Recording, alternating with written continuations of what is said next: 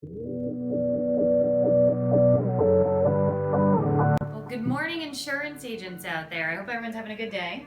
I hope you guys are all having a good day as well, and I am personally very excited because it is my favorite season. Entering into the fall, I hope you guys all have pumpkin spice whatevers in front of you as you watch this video. Well, one of our clients, actually, Berlindy Insurance, he's offering pumpkin spice insurance policies. That sounds interesting. I personally am not a big pumpkin spice fan, but Doesn't know what he's talking about. yeah, it is what it is. I enjoy the smell though.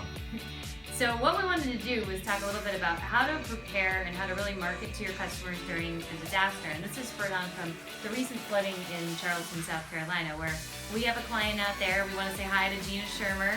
We hear she's doing great. But really, it's important to think about what you're going to do before, during, and after a storm, because that's when your clients really need you the most. Absolutely. A lot of times people don't realize that when a disaster kind of comes into play, that's really where their insurance is going to come into play the most.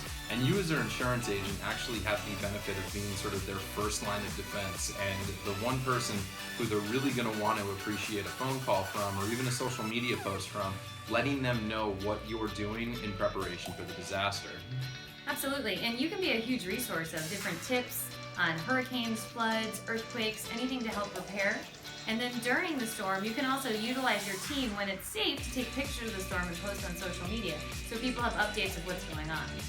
Absolutely. Again, disasters are not anything that anybody wants to go through, but it really is the reason insurance exists for the most part. And so rather than shy away from it or to get scared or panicky, remember you have the opportunity now to be the hero to them. So utilizing your Facebook, utilizing Twitter, utilizing even LinkedIn and your blog. So you have this really huge sphere of influence in the social media world where people nowadays typically get their news from first before they actually even go to, say, to the Weather Channel or CNN or Fox News or something along those lines. And don't forget after the storm, we harp on the need to get email addresses and cell phone numbers for your customers because after the storm, there's really only one way to go ahead and get a hold of people. They're going to light up their cell phones, they're going to have access to email, and if they need claims information, that's your responsibility to get them soon, quickly, and accurately. And your office may be shut down, so it's even a better time to make sure you have this information so that you're not the holdup to your client's needs. And we wish everyone the best down in South Carolina. We're watching the flooding, it's terrible. But as an agent, when those things happen, you got to open up your office, you have to have a disaster relief plan, you need to be out seeing your customers because that's what's going to win it. On the captive side, you have to remember that what's going to roll into town. Big nationwide vans, big State Farm vans with disaster relief written all over them.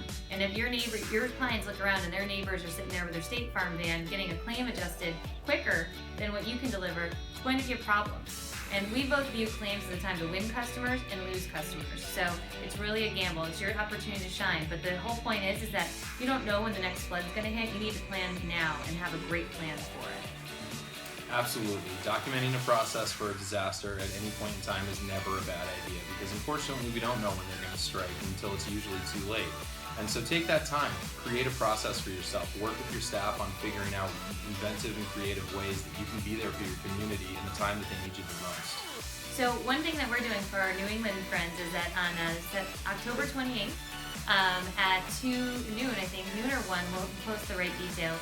We're doing actually a claims seminar on how to be a claims rockstar with ARS, a restoration company here in New England. It's complimentary, get free lunch, which is always good, and you'll actually get a workbook too on how to be a claims rockstar. So it's 2 CE credits in Massachusetts for any of our Massachusetts friends out there listening. So hope you can make it, and it'll be the last time you see this guy before he ships off and gets married. So ladies, this is your last shot on goal. And you're going to have to work pretty hard. So go get your claims plans ready, get your disaster plans ready. And if you need help, that's why we exist, to help you along the way. So if you're interested, let us know. We'll be back here next Friday as your cruise ship directors. That's our new nickname. We've been doing a bit of traveling and people think we act like cruise ship directors, which, hey, listen, bright and bubbly, start off the day right on vacation, I'll take it. Minus the condo lines. Not necessarily. All right, we'll talk to you guys next week.